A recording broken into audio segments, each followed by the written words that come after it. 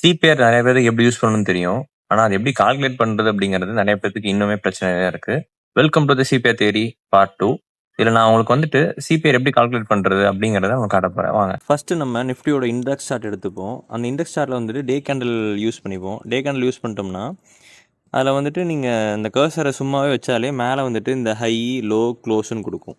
சரிங்களா? சப்போஸ் வந்துட்டு உங்களுக்கு வந்துட்டு ரீடெஸ்ட் பண்ணி பார்க்கணும், இந்த கால்குலேஷன் ரீடெஸ்ட் பண்ணி பார்க்கணும் அப்படின்னா எதையாச்சும் ஒரு கேண்டலோட மேலே போய், இப்போ தெரியுதுங்களா, இங்கே மேலே போய் அந்த ஹெட்டில் போய் நான் வைக்கிறேன், அந்த கர்சர் நான் வைக்கிறேன் அப்படின்னா அதோட ஹை, லோ, க்ளோஸு டிஸ்பிளே ஆகும். சரிங்களா? இதை வச்சு நம்ம ஃபார்முலா யூஸ் பண்ணி நம்ம வந்துட்டு சிபிஆர் வேல்யூஸை அந்த pivot range TC level, BC லெவலில் கண்டுபிடிக்க போகிறோம். அது எப்படிங்கிறத காட்டுறவாங்க. இப்போது ஆப்பிள் 17ஓட ஹை, லோ, க்ளோஸ் இந்த 3 வேல்யூஸுமே நம்ம எடுத்து எழுதிட்டு இந்த பிவோட்டோட வந்துட்டு ஃபார்முலா வந்துட்டு இதுதான்.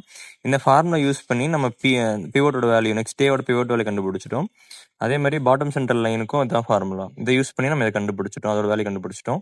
அதே மாதிரி டாப் சென்ட்ரலுக்குமே வந்துட்டு இந்த ஃபார்முலா யூஸ் பண்ணி நம்மளோட டாப் சென்ட்ரலோட வேல்யூ கண்டுபிடிச்சிட்டோம். இந்த 3 லைனுமே கால்குலேட் பண்ணி நம்ம வந்துட்டு நெக்ஸ்ட் டே சிபிஆரோட வேல்யூஸை நம்ம ஈஸியாக கண்டுபிடிச்சிடலாம். சரிங்களா? அதே மாதிரி இந்த 3 லெவல்ஸுமே வச்சு நம்மளால மார்க்கெட்டோட ஸ்ட்ரக்சர் ஈஸியாக சொல்லிட முடியும்னு நான் சொல்லியிருக்கிறேன். அதை தெரிஞ்சுக்கணும் அப்படின்னா மறக்காமல் கமெண்ட்டில் பார்ட் 3ன்னு வந்துட்டு கமெண்ட் பண்ணுங்கள். இதே மாதிரி யூஸ்ஃபுல்லான கண்டென்ட் உங்களுக்கு நிறையா தெரிஞ்சுக்கணும் அப்படின்னா மறக்காமல் என்னை ஃபாலோ பண்ணிக்கோங்க. நம்ம நெக்ஸ்ட் வீடியோவில் பார்ப்போம். தேங்க்யூ.